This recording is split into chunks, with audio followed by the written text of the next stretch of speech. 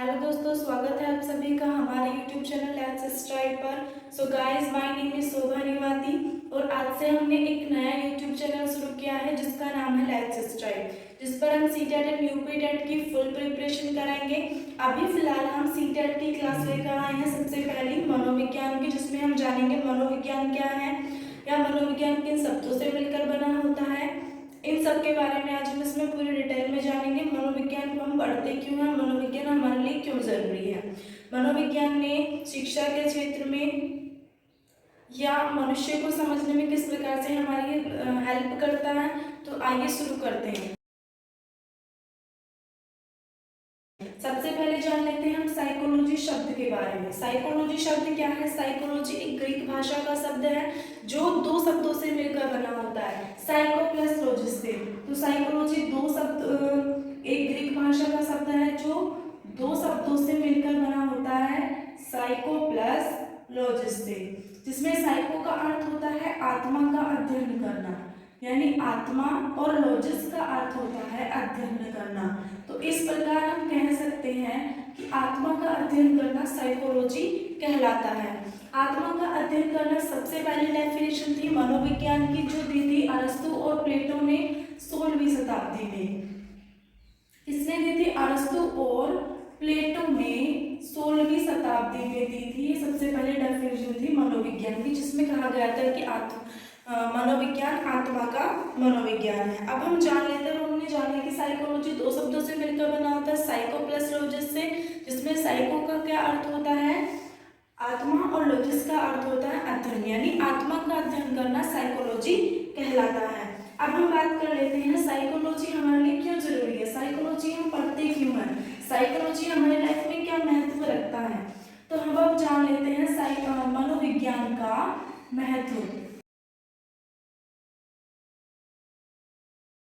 तो सबसे पहले हम जान लेते हैं मनोविज्ञान का महत्व क्या है। मनोविज्ञान का मतलब है मानव के जीवन का अध्ययन करना, मानव के व्यवहार का अध्ययन करना, मानव के बारे में जानना, मानव किस तरह से सोचता है, मानव के विकास की प्रक्रियाएं क्या होती हैं, वो सब जानना मनोविज्ञान का महत्व है, मनोविज्ञान का मतलब है।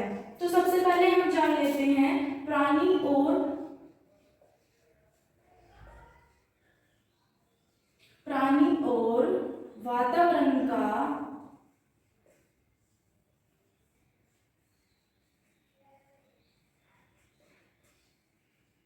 वातावरण का पारस्परिक संबंध।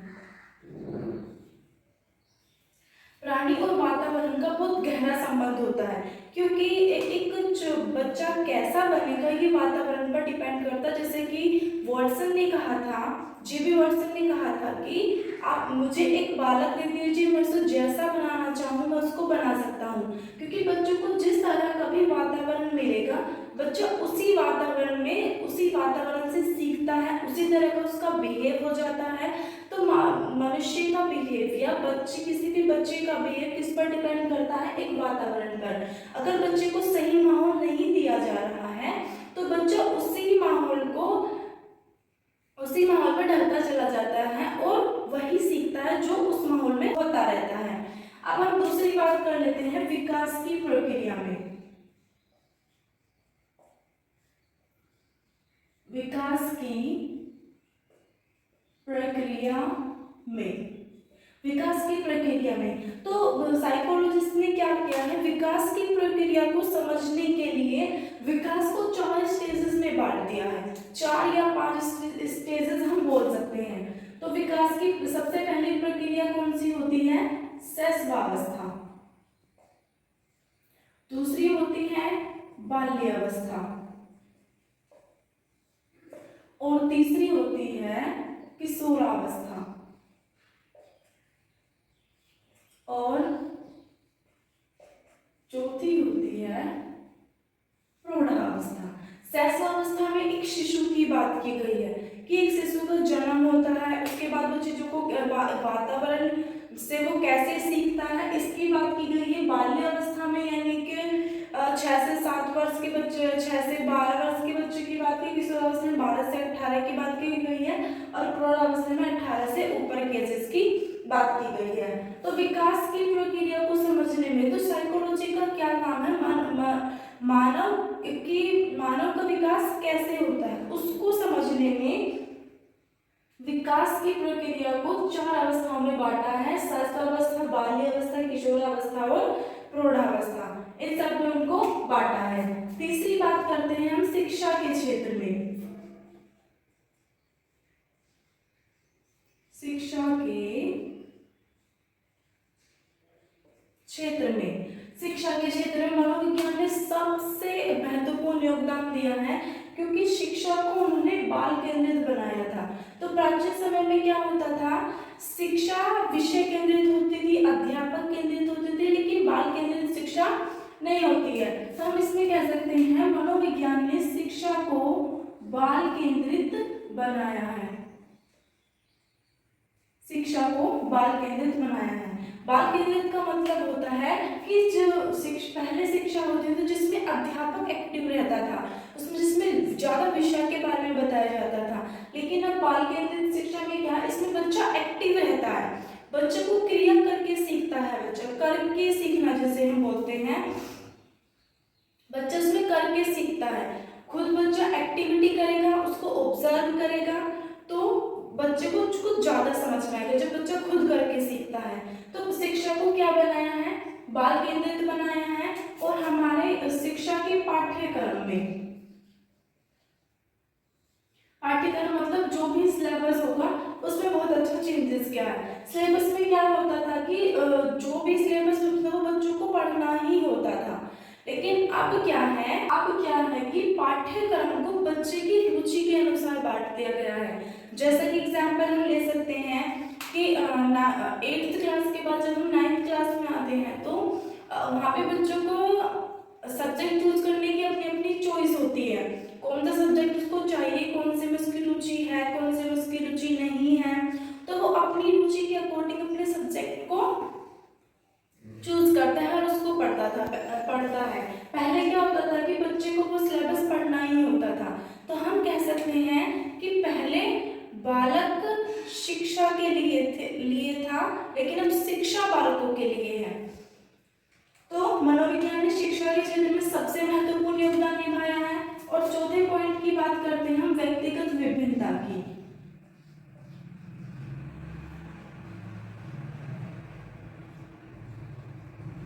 व्यक्तिगत विभिन्नता की, व्यक्तिगत विभिन्नता का मतलब होता है कि हर बच्चा हर चीज को बिल्कुल अच्छे से नहीं समझ पाता और हर बच्चा हर चीज को बिल्कुल मतलब नहीं समझ पाता है। व्यक्तिगत विभिन्नता का मतलब होता है हर एक व्यक्ति में क्षमताएं अलग अलग होती हैं, किसी की किसी चीज में रुचि होती है तो किसी की किसी चीज में रुचि होती है।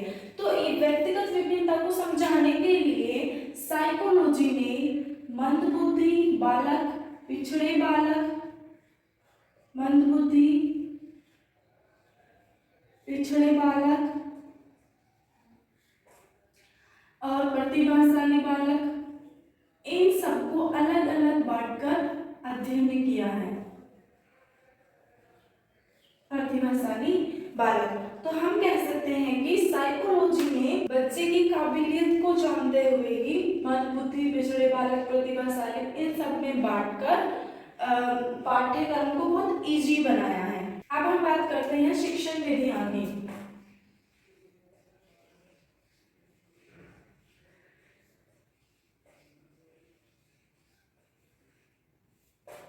शिक्षण विधियां की, तो शिक्षण विधि में मनोविज्ञान ने क्या कहा, शिक्षण विधियां जैसे खेल के द्वारा सीखना, ऐसा नहीं है कि बच्चे बुक से ही पढ़ेंगे तभी सीखेंगे, तो खेल के द्वारा सीखना, किसी भी एक चीज को करके सीखना, हम कह सकते हैं एक्टिविटी करके सीखना। तो बच्चा जब खुद से एक चीजों को करेगा, उसमें एक्टिव होगा, बच्चा करके सीखेगा, तो एक्टिविटी के द्वारा सीखना यानी करके सीखने पर मनोविज्ञान ने जोर दिया है। सो गाइस, अब हम बात करते हैं मनोविज्ञान शब्द की। तो मनोविज्ञान शब्द का प्रयोग सबसे पहले किया था किसने, रुडोल्फ गोल्काई ने। मनोविज्ञान शब्द का प्रयोग सबसे पहले किया था किसने, रुडोल्फ गोल्काई ने।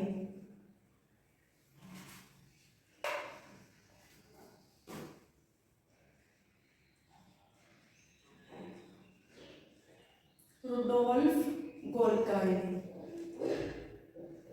कब किया था? 1590 में। अब हम बात कर लेते हैं मनोविज्ञान और दर्शन शास्त्र की। तो ऐसा माना जाता है कि मनोविज्ञान पहले दर्शन शास्त्र का एक अंश माना जाता था, जिसे बाद में विलियम जेम्स ने दर्शन शास्त्र से अलग कर मनोविज्ञान को एक नई पहचान दिलाई। तो मनोविज्ञान को विलियम जेम्स ने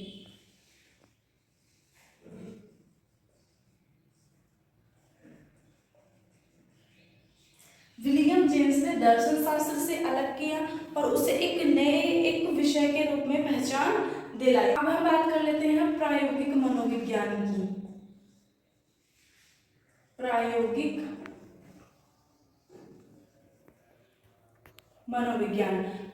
मनोविज्ञान का जनक किसको माना जाता है? इनको माना जाता है विलियम वुंट को।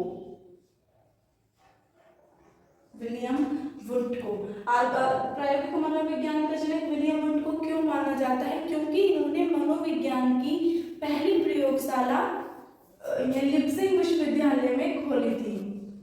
पहली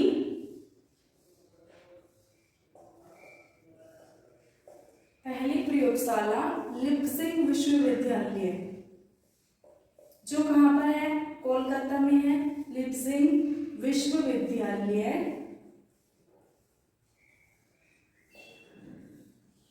जो कहाँ पर है? कोलकाता में। तो इसलिए इन्हें प्रायोगिक मनोविज्ञान का जनक माना जाता है, या आधुनिक मनोविज्ञान का जनक विलियम वुंट को माना जाता है। अब हम बात कर लेते हैं सबसे पहले मनोविज्ञान को क्या कहा गया था? सबसे पहले मनोविज्ञान को कहा गया था आत्मा का मनोविज्ञान। तो यानी कि ये बात है कब की? 16वीं शताब्दी की।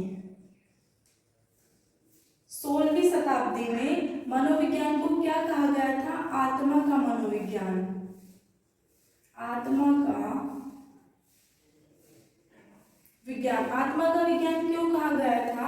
कि दर्शन शास्त्र जो है, दर्शन शास्त्र में आत्मा, परमात्मा, ब्रह्मा, इन सब का दर्शन शास्त्र में ज्ञान दिया जाता था। तो इसी आधार पर शायद 16वीं शताब्दी में अरस्तु और प्लेटो ने मनोविज्ञान को आत्मा का मनोविज्ञान कहा होगा। लेकिन आत्मा का मनोविज्ञान नहीं माना जाता है इसको आज, क्योंकि आत्मा का ना तो कोई प्रकार होता है, आत्मा का कोई ना स्वरूप होता है, आत्मा को ना हम देख सकते हैं। तो इसी वजह से इस परिभाषा को अमान्य घोषित कर दिया गया है। अब हम बात करते हैं 17वीं शताब्दी की। 17वीं शताब्दी में माना गया था इसको मन्य मस्तिष्क का विज्ञान।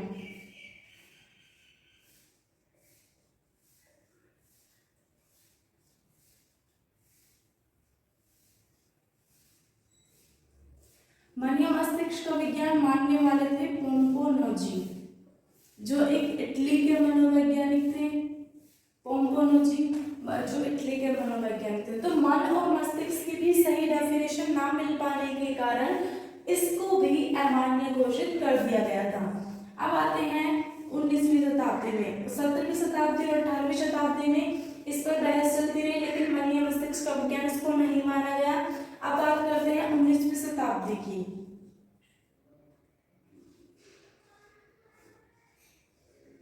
19वीं शताब्दी में इसको माना गया था चेतना का मनोविज्ञान। चेतना का मनोविज्ञान मानने वाले थे विलियम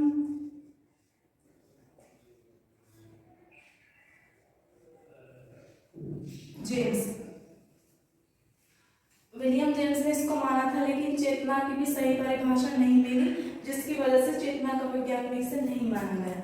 अब हम बात करते हैं 20वीं शताब्दी की। 20वीं शताब्दी में मनोविज्ञान को माना गया व्यवहार का विज्ञान। व्यवहार विज्ञान या व्यवहार शब्द का सबसे पहले प्रयोग किसने किया था? जेबी वॉटसन ने।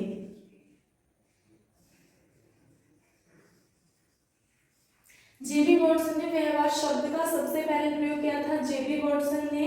और 20वीं शताब्दी में व्यवहार का विज्ञान माना गया था, जो वर्तमान में भी जिसे व्यवहार का विज्ञान, मनोविज्ञान को माना जाता है। अब हम बात कर लेते हैं 20वीं शताब्दी के बाद की। 20वीं शताब्दी के बाद मनोविज्ञान का विकास इंडिया में हुआ था, और इसको मनोविज्ञान को इंडिया में लाने का श्रेय जाता है एस.एन. गुप्ता को। एस.एन. गुप्ता को, क्योंकि इन्होंने सबसे पहले प्रयोगशाला मनोविज्ञान की इंडिया में की थी, जिसके कारण इनको इंडिया में मनोविज्ञान को लाने का श्रेय दिया जाता है। तो गाइस, हमने इसमें सारी बात कर ली। मनोविज्ञान क्या है, मनोविज्ञान को कौन सा विज्ञान माना जाता है, कौन सी शताब्दी में कौन सा विज्ञान माना गया। तो गाइस, आज की वीडियो हम यही समाप्त करते हैं। अगर आपको वीडियो पसंद आई हो तो लाइक कीजिए, शेयर कीजिए और सब्सक्राइब कीजिए। Thank you.